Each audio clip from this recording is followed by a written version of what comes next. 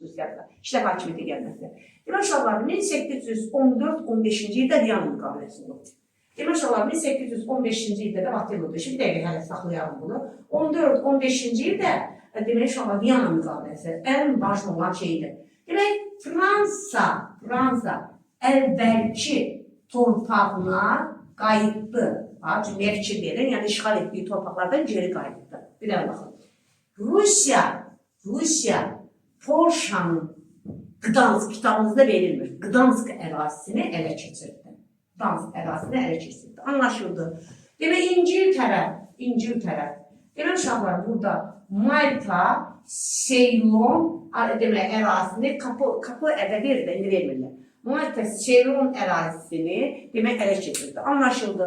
Demək uşaqlar burada əsasən, yəni Viyana Konqresində dünya dövlətlərinin demək sistematik olaraq, bir də saxla onu,